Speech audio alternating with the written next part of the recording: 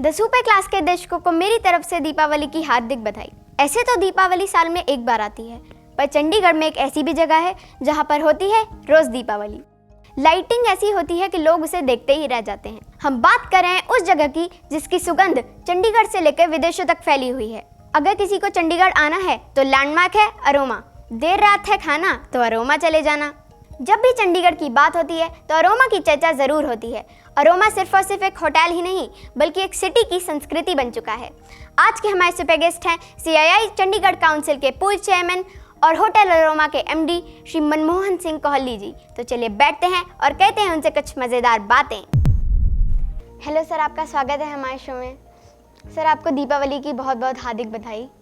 आपको भी बहुत बहुत बधाई, और आपके जो श्रोता हैं, सुनने वाले हैं, वो देखने वाले हैं, उनको भी आपके माध्यम से सबको दीपावली की बहुत बहुत बधाई। सर, आपने इतना लंबा सफ़र तय कर लिया, उसके लिए भी आपको बहुत बहुत बधाई। Thank you. सर, आपका सफ़र कानपुर से शुरू हुआ था, फिर आप चंडीगढ़ आ गए, तो कानपुर से लेकर चंडीगढ़ तक की यात्रा कैसी रही? अगर कुछ शब्दों में कहें तो थोड़ी विचित्र थी, बिकॉज जो कानपुर का सभ्याचार है, कानपुर की अपनी एक पहचान है, वो पंजाब से बहुत भिन्न है, बहुत अलग है। पंजाब में हम थोड़े लाउड हैं, हम लोगों की बोल चाल थोड़ी डिफरेंट है। हम पंजाबी में ही बात करना ज़्यादा अच्छा समझते हैं। जबकि मैं जब कानपुर में था, मेरी स्कूलिंग वहाँ हुई, जिसको हम प्राथमिक शिक्षा कहते हैं, वो कानपुर में थी। तो हम पंजाबी बोलने के आदी नहीं थे। तो जब हम यहाँ आए तो जब हम किसी से बात करते थे हिंदी में तो वो हमारी तरफ बड़ी स्ट्रेंजली देखते थे कि हिंदी में क्यों बोल रहे हो, why are you speaking in Hindi, तो पंजाबी नहीं आती। तो कई दफ़ा तो ऐसा हुआ कि मुझे एक आध पड़ भी गई इस बात पे। मैंने कहीं ट्रेन में आ रहे थे तो अम्बाला कैंट में चाय वाले ने बोला चाय वाला, तो मैंने उसको बोला, I was just 16 at that time, मेरी उम्र 16 साल भी नहीं थी। तो इन अ वे आप कह सकते हो कि मैं अभी एडल्ट भी नहीं था। तो उसी कंपार्टमेंट में बहुत सारे यंग लोग थे जो किसी मैच को खेल के आ रहे थे। तो मैंने चाय वाले को बोला, भाई चाय एक प्याली चाय हमें दे दो। तो उन्होंने मुझे बोला, तुम हिंदी में क्यों बोल रहे हैं, पंजाबी क्यों नहीं बोलता? तो मैंने कहा उसमें क्या है, हिंदी में बोल दिया। तो उन्होंने मुझे एक लगा दिया ऐसे प्यार से, समझता नहीं है। तो मैंने को बोला, हमारा दोष क्या है, आप हमें मार क्यों रहे हो? बोले कौन लगा दी? बोले नहीं, पंजाबी जी गल कर। सो ऐसे बहुत सारी चीज़ें हुई जब हम यहाँ आए। जो कानपुर बहुत पुराना शहर है, as you know, it must be centuries old, और वहाँ बहुत लोग पुराने रहते हैं। तो वहाँ का जो एक कल्चर था वो टोटली डिफरेंट था। अगर आप छोटे हो तो आपको बड़े के पाँव में हाथ लगाना है। अगर आप अपनी गली से निकल के जा रहे हो तो जितने वृद्ध लोग हैं, बुज़ुर्ग हैं, आपको विश करना है। और हमारे चंडीगढ़ का कल्चर आज भी और तब भी यही था कि पहले कौन विश करेगा, आप करेंगे या मैं करूँगा। तो क्योंकि हमारा ये शहर नया है, तो अब मेरे जैसे यहाँ नाना दादाजी दोनों नहीं यहाँ पे रहे। हमारी जान पहचान हमारे बच्चों की हमारे से आइडेंटिफाई होगी। लेकिन जब हम आए थे, जिस जनरेशन में हम यहाँ आए थे, हमारे पूर्वज यहाँ नहीं रहे, तो एक लिंक नहीं है।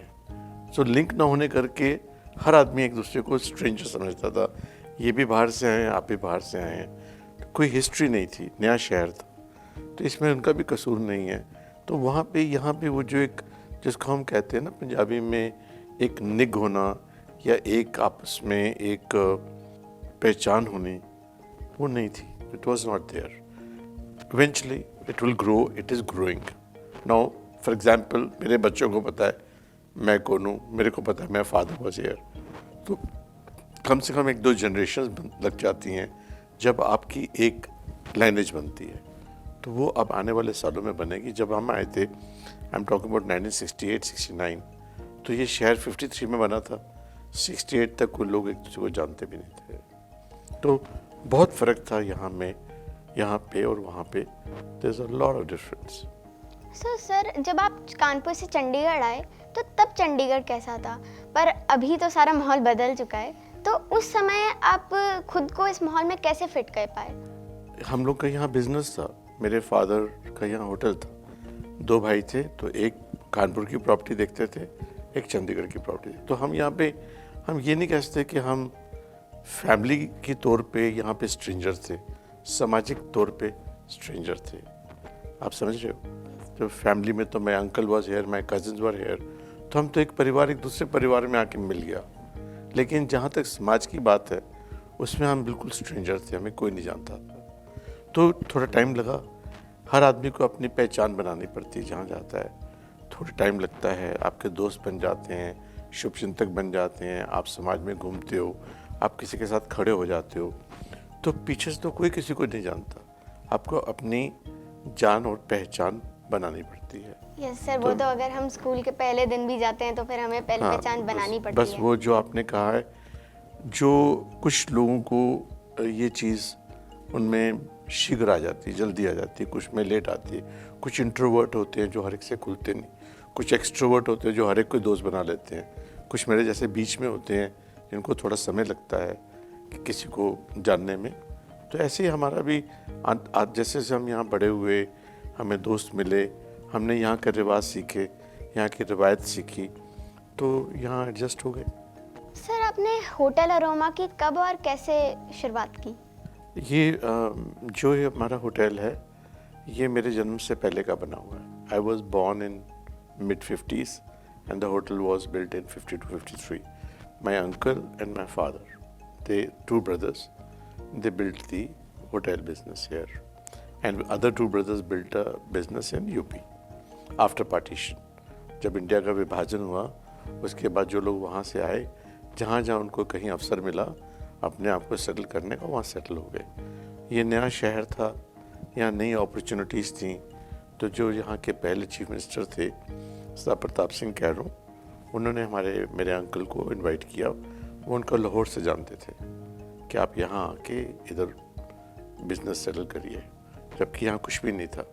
बट चूँकि वो उनके फ्रेंड थे और उनको उन पर ट्रस्ट था कि जो सरदार प्रताप सिंह कैरों थे, he was a great visionary, so he had lot of trust in his vision. उनकी दूरदर्शी पे उनको बहुत विश्वास था, तो उन्होंने कहा ठीक है हम यहाँ होटल बनाते हैं। तो that is how we made a hotel here. Sir, आपने होटल अरोमा को एक कॉन्सेप्ट बना दिया। मैं अगर देखती हूँ तो वहाँ पे इतने सारी ब्रांड्स हैं, आपने सारी चंडीगढ़ की सुविधाएं वहीं इकट्ठा कर दी। मेरा मतलब था कि जो सारी चंडीगढ़ की जनता है वो तो आपने अपनी तरफ खींच ली, बाकी क्या करेंगे? ऐसा हुआ ना कि देखिए, जो जब ये इंडिया ग्रो कर रहा था, हमारी ग्रोथ स्टोरी भी इंडिया की ग्रोथ स्टोरी है। इंडिया में टिल अबाउट 70s 80s तक कोई इतना ब्रांड्स नहीं थे। We did not have the brands in 70-80 as you all understand. India was in to formative time, जहाँ पे एक कॉफ़ी मिलती थी, एस्प्रेसो कॉफ़ी, वो भी ₹1 का कप होता था, तो लोग उसको पीने आते थे। तो वो क्या था कि वो जो मशीन थी वो इटली में बनती थी। जो आप कभी आपने शादी में देखी कॉफ़ी बनती है जिसमें जाग बनती है, वो इटालियन मशीन से बनती थी। तो किसी किसी के पास वो मशीन होती थी तो लोग कॉफ़ी पीने आते थे। तो जैसे जैसे इंडिया ग्रो हुआ, ब्रांड्स आने लग गए, इंटरनेशनल ब्रांड्स आ गए, तो हमारे पास दो ही विकल्प थे, या तो हम वहीं खड़े हो जाते जहाँ थे, या टाइम के साथ मूव करते। तो हमारी इंडस्ट्री में अगर आप टाइम के साथ मूव नहीं करोगे तो आपको अपना फेयर शेयर नहीं मिलेगा। तो हमने अपना एक कॉन्सेप्ट बनाया है कि एक मोटी सी लाइन है कि अगर इस शहर में कुछ भी नया आ रहा है तो क्या हमारा उसमें कोई शेयर है कि नहीं, हमारी प्रेजेंस है कि नहीं। उस थॉट को लेके हमने आस्ता आस्ता सारे ब्रांड्स को इकट्ठा किया। अब देखो, जैसे एक ब्रांड है वो बाहर से आता है, ब्रांड वाले को जगह चाहिए, उनके पास नाम है, लोकेशन नहीं है। हमारे पास लोकेशन है, उनके पास नाम है। तो हमने कहा why don't we get into a partnership, you have a product, we have the place, so both of them when they come together they make it a good combination. So हमने अपनी location का जो best advantage लेना था business angle से, उसको exploit किया, उसको चमकाया, और ये कहा कि अगर आपको शहर में सबसे सेंट्रल लोकेशन चाहिए जहाँ पे सब लोग आ सकते हैं तो आप हमारे पास आइए। एंड हमने उनको नाइट की मार्केटिंग भी दी जो कि कोई नहीं देता था। हमने उसको 24 आवर्स कॉफ़ी शॉप दिया। तो हमने कहा एक section of sale will be in the day time and the another section will be in the night. So हमने कॉन्सेप्ट ली कि why should night not be productive, why only day. क्या हमारा कंट्री इतना फास्ट ग्रो कर रहा है, अब जैसे आपके पास कार की सर्विस कराने के लिए दिन में टाइम नहीं है, तो कुछ कार कंपनी कहती है आप रात को ले आओ, रात तो आपकी है। तो मैंने उसी को लिया, how can we sell the night. तो when we made the atmosphere of selling day and night, all brands approached us because they found it to be a good proposition कि where we can have double the sales in day also and night also. So that is how ऐसे हमने सारे brands को जब एक brand successful हो गया फिर दूसरे ने कहा हम भी आएंगे। आज भी अगर हमारे पास जगह हो तो हम कम से कम 10 ब्रांड्स और ला सकते हैं इधर। सर वैसे दुनिया तो ग्लैमर के पीछे भागती है और आपने अपने होटल में फैशन शोज ही बैन करवा दिए, इसकी क्या वजह थी? पहले तो जैसे मैं पहले भी कहा कि हमने बैन नहीं कुछ किया, वी कांट बैन एनीथिंग, हमने अलाउ नहीं किए, हमने उस बिज़नेस को अपना बिज़नेस नहीं बनाया। अबाउट 15-20 ईयर्स अगो हमारे इंडिया में बहुत सारा फैशन शो का रिवाज शुरू हो गया। कोई लॉन्च होता था तो फैशन शो ले आओ, लॉन्च आपने कोई प्रोडक्ट करना है लेकिन उसके लिए एक फैशन शो भी हो रहा है। तो मैंने रियलाइज़ किया इसमें फ़ैशन की कोई बात नहीं है। अच्छे फैशन शो होते हैं, जैसे लैक्मे फैशन शो होता है, ऐसे फैशन शोज़ होते हैं इंडिया में जहाँ पे जो लोग ड्रेस में डील करते हैं, डिज़ाइनर्स हैं, वो आके देखते हैं। लेकिन यहाँ क्या हो रहा था कि किसी चीज़ को अट्रैक्ट करने के लिए, क्राउड को अट्रैक्ट करने के लिए फैशन शो कर दो। तो मुझे अपने एक निजी तौर पे, अपने पर्सनल लेवल पे वो लगा कि it is exploitation of our gender. ये मेरा बहुत पर्सनल व्यू है, हो सकता है ये मैं किसी के ऊपर इसको वो नहीं करना चाहता कि मेरी तरह सोचे। जहाँ तक मेरी सोच है मुझे ऐसा लगा, और जहाँ तक मेरा एरिया ऑफ डिसीजन मेकिंग है मैंने उसमें उसको इम्प्लीमेंट किया कि हमारे होटल में फैशन शो नहीं होएगा। सर वैसे आप बहुत ही रेवोल्यूशनरी मैन है, मैं देखती हूँ आप हमेशा कुछ ना कुछ कहते ही रहते हैं, न्यू फैसिलिटीज़ लाते रहते हैं अपने होटल में। तो इतनी क्रिएटिविटी आप में कैसे आई और आप और कैसे क्रिएटिव विचारों पर काम करना चाहते हैं? देखो, दो बातें हैं। We were lucky to be in part of a growing city. ये शहर नया शहर है, आपको शायद पता नहीं होगा, आप तो बहुत उस टाइम शायद होगे भी नहीं। यहाँ पे पहले कोरियर सर्विस आई, पहला एयरलाइन ऑफिस आया, पहला फ्लोरिस्ट आया। तो हमारी एक कॉन्सेप्ट थी कि जो भी शहर में नया आ रहा है वो हमारे पास आए। तो जहाँ लोग एक्सपेरिमेंट नहीं करते थे, वो कहते जी हमें पता नहीं कितना किराया लग जाएगा, तो हम बोलते थे don't worry about the rent, you start. We would like to be known that we gave this thing first to the city. So we became the first hotel which had a courier service. We were the first hotel where we had a florist shop. We had the first airlines office was in our hotel. तो हम शहर के साथ grow किए, हमने identify किया कि क्या चाहिए, हमको भी तो न्यूज़ में रहना है, हमको भी तो पॉपुलैरिटी चाहिए। तो हमने उसको अपना एक माध्यम बनाया कि जहाँ पे हम एक सर्विस भी दे रहे हैं और अपनी आइडेंटिटी को भी कायम रख रहे हैं। तो वो ऐसे करके मूव होता रहा। जहाँ तक क्रिएटिविटी की बात है, जो सर्विस इंडस्ट्री है, होटल इंडस्ट्री है, अगर आप इसमें क्रिएटिव नहीं है तो आप बहुत जल्दी बोर हो जाएंगे। आप अगर हमारे रेस्टोरेंट में आते हैं, 5 बारी आते हैं, 6 बारी आते हैं, साहब भी कहते हैं वही है, कुछ चेंज नहीं लगता। So change is very essential part of our industry. If you will not change from time to time, people will get bored. इसमें दो अलग अलग चीज़ें हैं, अगर आप अंडरस्टैंड करो, फंक्शनल एंड एटमॉस्फेयर।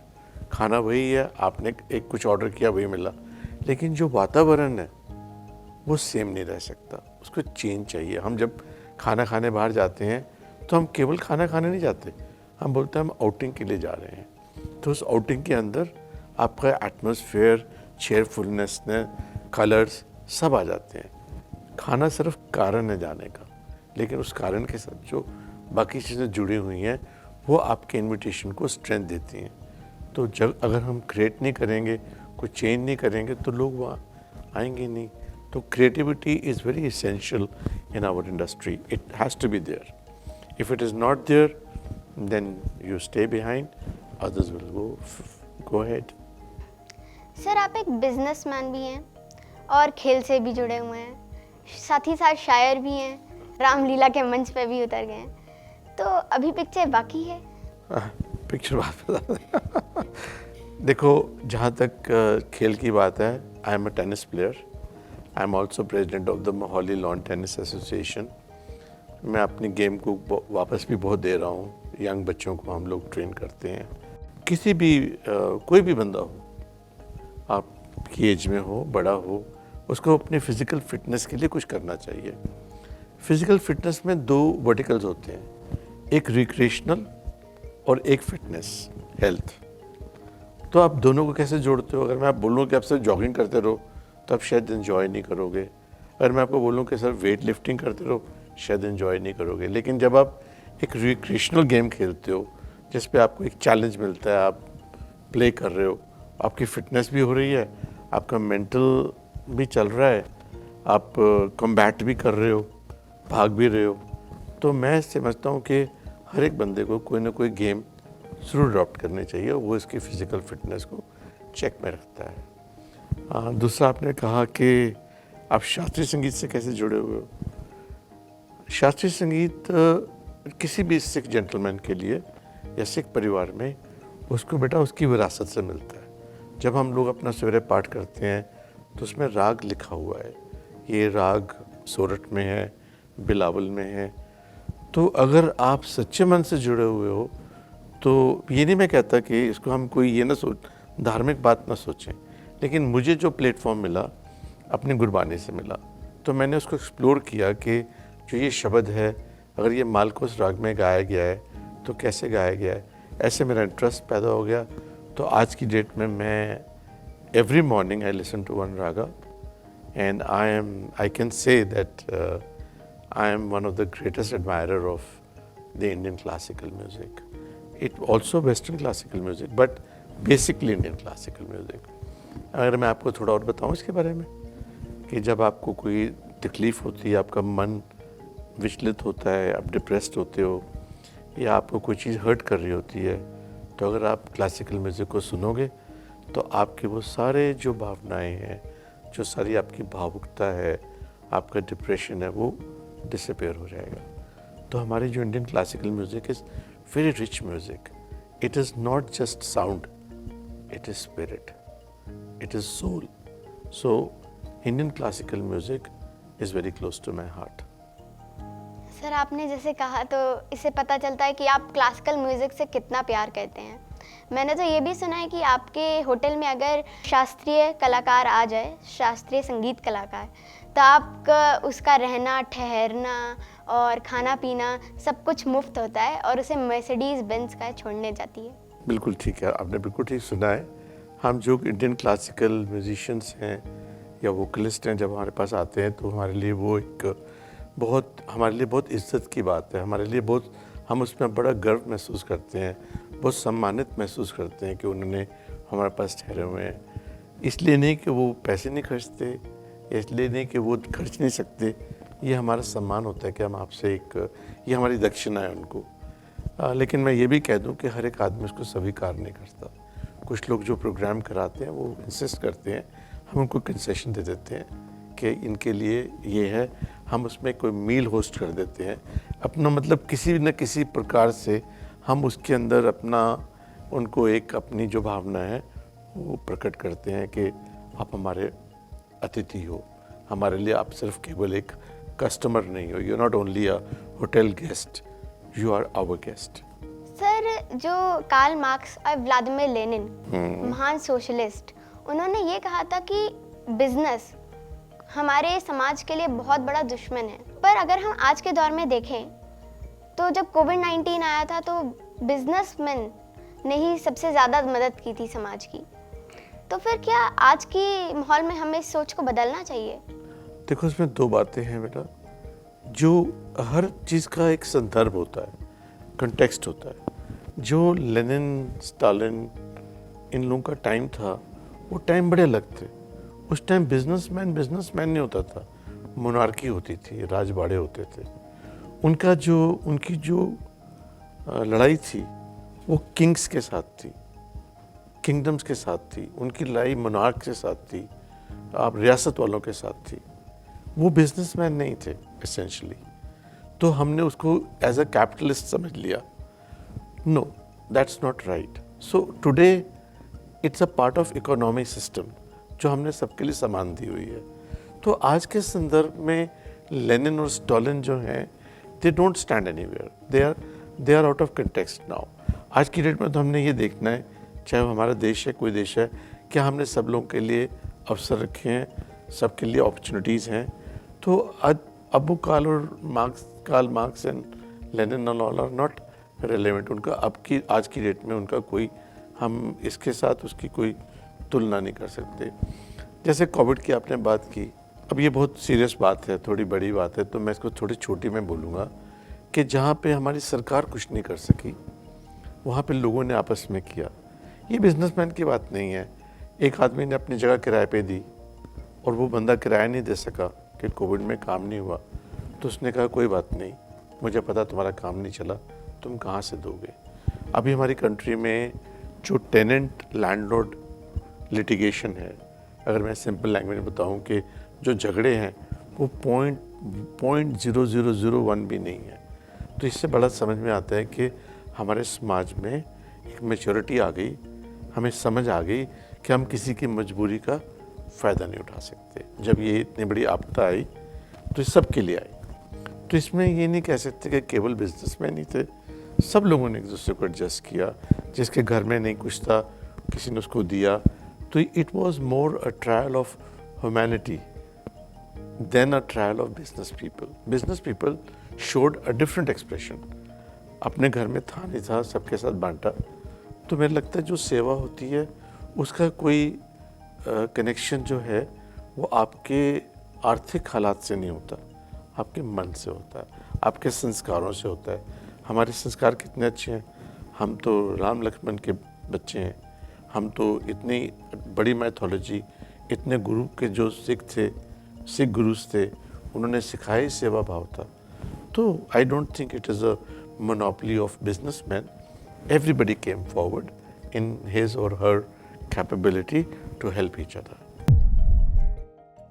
सर, एक यंगस्टर है जिनका बिजनेस बिल्कुल ठप हो चुका है, तो अब वो उसे फिर से इस्टेब्लिश करना चाहते हैं, तो वो उसे कैसे इस्टेब्लिश करें? सबसे पहले तो वो स्टडी करें कि उनका बिजनेस ठप क्यों हुआ, क्या उन्होंने ज़्यादा एक्सपेक्टेशन कर ली थी। और मैं एक चीज़ सबको कहना चाहूँ, जो हम लोग स्टार्टअप की बात भी करते हैं, बहुत ज़रूरी है। अगर मैं आपके माध्यम से ये बात कह सकूँ, हम लोग कहते हैं थिंक बिग। तो हम लोग का जो थिंक बिग का परिभाषा है, समझ वो ये है, गाड़ी होनी चाहिए, एक बंगला होना चाहिए, एक कार होनी चाहिए, मेरे ये sorry, you should not think big, you should think real. In reality you have to go step by step, एक एक कदम चलना पड़ता है। हम लोग आज की डेट में मीडिया ने इतना बड़ा बना दिया है, वो दिखाते हैं एक बंदा एकदम से गाड़ी चलाने लग गया है। आपको पता है, मेरे पास एक मोटरसाइकिल थी। When I got married, I only had one motorbike. Today, I do not know how many vehicles I must be having, by grace of God.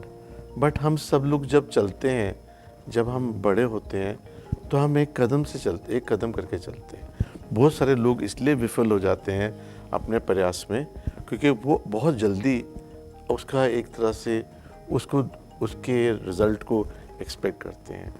That is not the right way. कोई भी जो failure होता है life में, हमने भी बहुत attempts करके फेल हुए हैं, उसको जब आप बैठ के देखते हो तो कुछ चीज़ें आपके सामने वो आती हैं जो आपको पता होता है कि ये ठीक नहीं है। तो and also failure is investment. Failure should never be taken as failure. Failure is investment. अगर आप फेल नहीं होगे, आज मैंने एक बहुत अच्छा पढ़ा, मैं आपके साथ शेयर करता हूँ। तो कहते हैं कि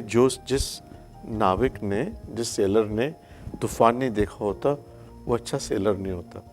तो जिसने फेलियर नहीं देखा होता, वो अच्छा सक्सेसफुल आदमी नहीं होता। So failure is a part of, but coming back to your question, we should always analyse what went wrong. When we look at what went wrong, 3 words, what went wrong, 3W, you will have all the answers coming to you. And don't leave it on मुकद्दर, मेरी line में लिखा था. No, you have to analyze it. And 90% times we will find we overestimated. That is where we go wrong. Should start small. For example, एक आदमी restaurant खोलना चाहता है, उसको पहले सैंडविच बेचने चाहिए. जैसे हमारे प्रधानमंत्री कहते हैं पकोड़े भी बेचने चाहिए, there is nothing wrong in it, he should learn then take up lunch. वो पहले दिन ही बोलता है मैं इतना बड़ा काम खोल लूँ, लोन ले लूँ, ये कर लूँ, वो कर लूँ, फिर वो जब विफल हो जाता है तो फिर बात नहीं मिलती है। और सर हमारे एक और यंगस्टर है जिनका नाम है आकाश, वो नौकरी करते हैं लेकिन उन्हें अपना बिजनेस भी चलाना है, तो क्या वो ऐसा कर सकते हैं, और अगर कर सकते हैं तो वो कैसे करें? सबसे पहले जो उनकी जॉब है वो उनको नहीं छोड़नी चाहिए, वो अपने जो शाम का समय है उससे पार्ट टाइम काम शुरू करें। अब मुझे नहीं पता उनकी नेचर ऑफ वर्क क्या है, लेकिन अगर मैं अपनी इंडस्ट्री में बोलूँ तो मैं बोलूँगा कि उनको शाम को 2 घंटे जाके कहीं ना कहीं पे एक पहले हमारी लाइन में जाना चाहिए, जॉब सीखनी चाहिए, उसको अंडरस्टैंड करना चाहिए, फिर उसको अपना काम खोलना चाहिए। हमें हर चीज़ के लिए पहले स्टूडेंट बनना बहुत ज़रूरी है। Teachers can a teacher become a teacher without becoming a student? You have to become a student to become a teacher. So you have to learn what you want to do.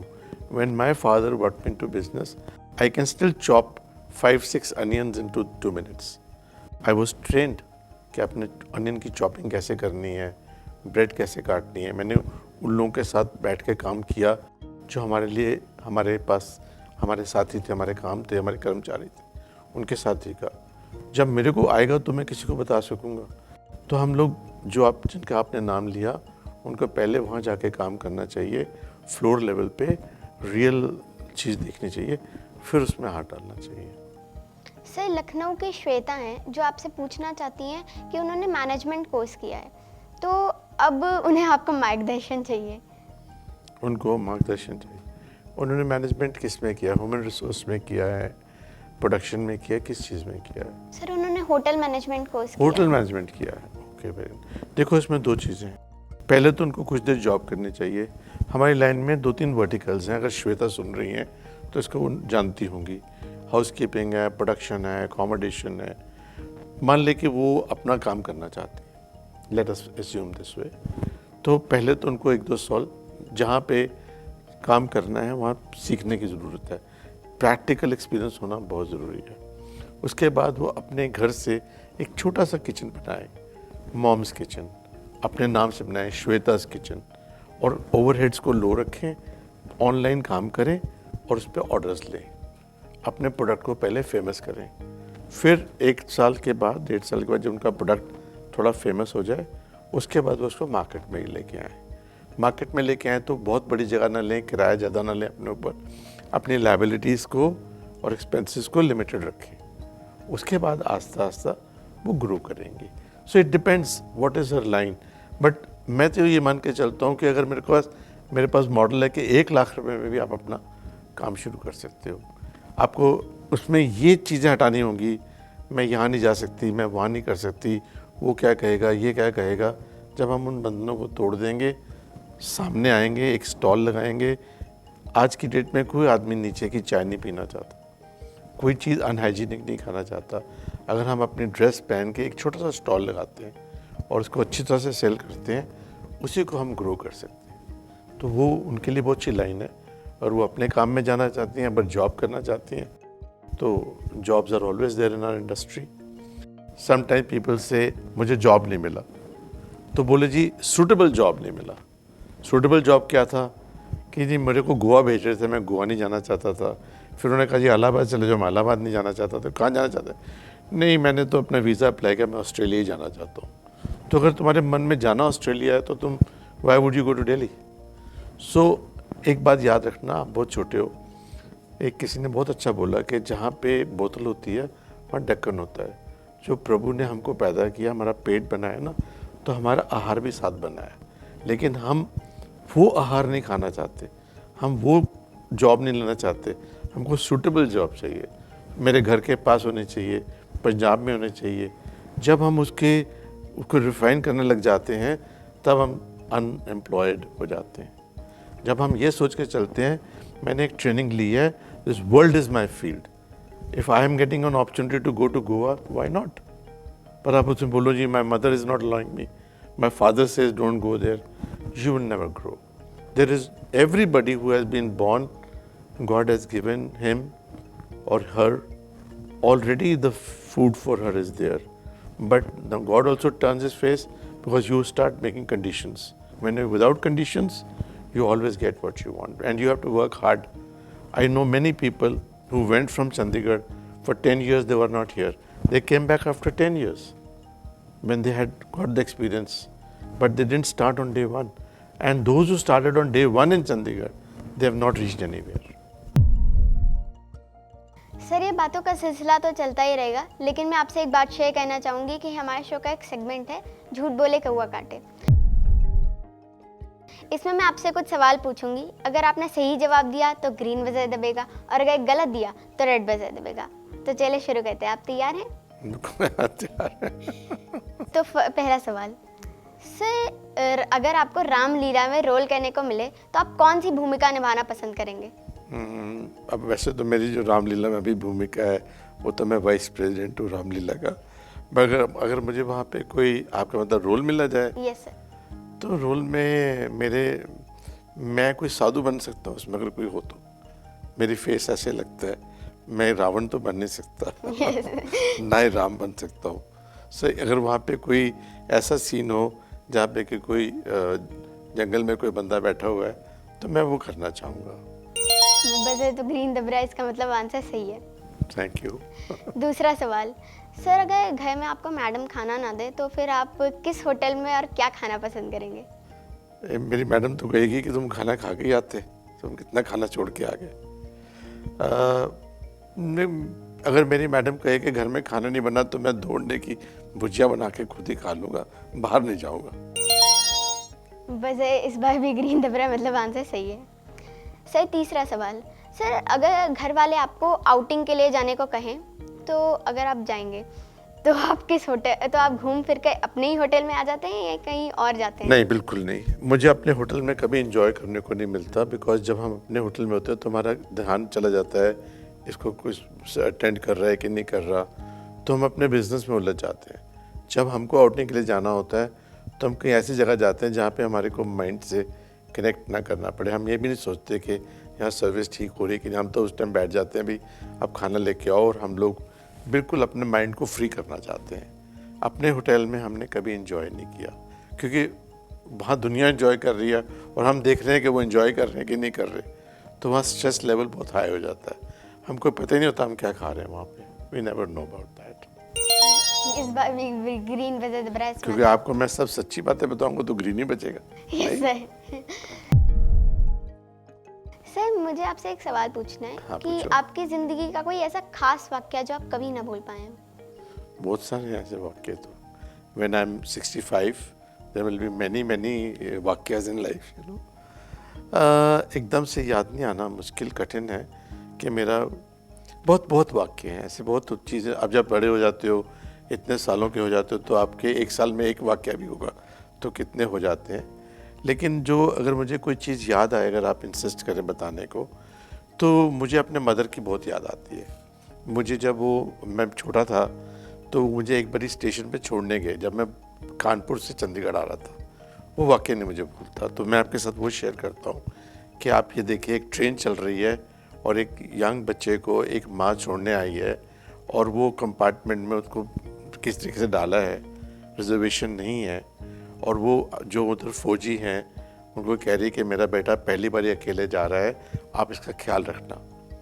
तो वो जो मेरी mother साथ साथ चलते चलते बोल रही थी, और वो जो लोगों ने उनको बोला कि बहन जी आप बिल्कुल फ़िक्र मत करो, ये आपका बच्चा नहीं हमारा है, मुझे वो दृश्य लाइफ में कभी नहीं भूलता। और शायद ममता की वो तस्वीर जो मैंने अपनी मदर में देखी कि उन कितने कनेक्टेड थे। उस ज़माने में मोबाइल फ़ोन नहीं होते थे, तो आप पहले पहुंच के ट्रंक कॉल बुक करके बताते थे। तो एक माँ का दिल कैसा होगा जो सोचती होगी कि मेरा बेटा पहुंचा है कि नहीं पहुंचा, रास्ते में कोई उसको कुछ मिला है कि नहीं मिला। तो कई चीज़ें होती हैं जो आप लाइफ में कभी नहीं भूलते। तो ये एक ऐसा छोटा सा एक समझ लीजिए एक वाक्य जैसे आप बोल रहे हो, या एक दृश्य बोल रहे हो, जो मैं अपनी ज़िंदगी में नहीं भूल सकता। जब भी मुझे अपने मदर याद आते तो मुझे उनका वो जो रेल के साथ चलना है वो याद आ जाता है। सर आप इतनी बड़ी बड़ी पोस्ट पर रहे हैं, तो आपको सबसे अच्छी पोस्ट कौन सी लगी जिस पर आप बहुत अच्छे से काम कर पाते हो? देखो, मैंने मेरी जितनी भी रिस्पॉन्सिबिलिटीज़ ली लीडरशिप में, उसमें बिजनेस भी थी, कमर्शियल भी थी, इंडस्ट्रियल भी थी, और सोशल भी थी। तो जब मैं 1 साल के लिए रोटरी क्लब का प्रेसिडेंट बना फॉर 1 ईयर, एक टर्म होती है, and I was president in 2006। तो मुझे वो 1 साल जो मिला उसमें सेवा ही सेवा थी। बहुत बच्चों के हार्ट ऑपरेशंस होते थे, बहुत बच्चों की पढ़ाई के प्रोजेक्ट थे, तो उसमें डिफरेंट प्रोजेक्ट्स होते हैं। तो मुझे लगता है कि वो जो मेरा 1 साल था जब मैं प्रेसिडेंट था अपने रोटरी क्लब का, तो मेरे को वो सबसे सेटिस्फाइंग लगा। मुझे लगा कि मैंने अपने ज़िंदगी में से जो वो 1 साल दिया है उससे मेरे को लगता है कि बहुत सारी लाइफ्स में परिवर्तन आया। It made a difference to many people, many children, many families through service. So I think despite being president of this and that was the most rewarding to me personally, to be president of my club, the Rotary Club of Chandigarh. Sir, आप जाने से पहले क्या हमारे देश को कोई दिवाली के ऊपर कोई संदेश देना चाहेंगे? 2 संदेश, एक लाइफ पे और एक दिवाली पे। एक मैंने छोटी सी कोट बनाई है कि success with humility is milestone and success without humility is just stone. सफलता अगर आप, जिसको हम ह्यूमिलिटी बोलते हैं, बिना ईगो करते हो या एक मॉडेस्ट सर्विस करते हो, तो वो सक्सेस आपके लिए मील पत्थर है। अगर आपके सक्सेस में अहंकार है और उसके अंदर आपके, जिसको हम होमे बोलते हैं, वो है, तो वो केवल पत्थर है। तो कोशिश करें कि चाहे कितने भी सक्सेसफुल हो जाएं, अपनी ह्यूमिलिटी को, अपनी मानवता को न भूलें और अहंकार को अपने पास ना आने दें, क्योंकि अहंकार आपकी सक्सेस को इल विल पैदा करेगा। और अगर आप उसको एक नम्रता से करते हो, सक्सेस को करते हो, तो वो आपको बरकत भी देगा और आपके लिए गुडविल पैदा करेगा। तो it is ill will versus goodwill, it is humility versus arrogance. So nobody should be arrogant however successful you are in life. This is my message to my young friends who are starting new careers, who are doing very well. They must remember one thing, कि जो goodwill है वो नम्रता से आती है, ill will जो है वो एरोगेंस से आती है। और दूसरी बात, जहाँ तक दिवाली की बात है, मुझे बहुत अच्छा लगा कि हमारे प्रशासन ने क्रैकर्स को बैन कर दिया है, क्योंकि मुझे क्रैकर्स के बारे में ये समझ में नहीं आता कि उससे हमें क्या फ़न मिलता है। It's not good for health. बहुत सारे बच्चों की आंखों में प्रॉब्लम हो जाती है। मेरा खुद का, जब मैं बचपन में था तो मेरा हाथ जल गया था, मेरे हाथ में अनार चल गया था। तो मैं तब से ये सोचता हूँ कि ये क्रैकर्स हमारी प्रसन्नता का संकेत नहीं बन सकते। Crackers should not be symbolic of our joy, crackers should be symbolic of disturbance. So there are many other ways. हम लोग गले क्यों नहीं लगते? हम देखते हैं, हम वो नमस्ते कर देते हैं। अगर जैसे होली है या दिवाली है, अगर हम इसमें ये लेके चलें कि आज मैंने सबके साथ एक बार इसको हग करना है, उसके हाथ को छूना है, उसका महसूस करना है कि हाँ, ये दिवाली मेरे को एक दूसरे के क्लोज ला रही है, उसकी फीलिंग एक्सचेंज करनी है। I think that's a better way to celebrate Diwali. This is my personal view. Thank you so much sir, जो आपने दिवाली पे अपने बिजी शेड्यूल में से हमारे लिए इतना सारा समय निकाला, उसके लिए बहुत बहुत धन्यवाद। आपको मैं ना ही नहीं कर सकता, आप इतने प्यारे बच्चे हो। आप किसी को भी बोलोगे वो ज़रूर टाइम निकालेगा, है ना। I wish you all the best and I wish you very well for your shows ahead. May God bless you. क्या है कि आजकल सबसे जो कमी में चीज़ है वो क्या है? समय। तो जब कोई आपके लिए समय निकालता है, तो अगर आप उसको उस समय का उचित मूल्य देंगे, उसको रिटर्न करेंगे, you will make it worth of his time and then they will trust to put in your time. They are most thankful to the people who are viewing this program and I wish them all the very best. Thank you. मैं उम्मीद करती हूँ कि आपकी सारी बातें हमारे दर्शकों ने बहुत पसंद की होंगी। So thank you so much.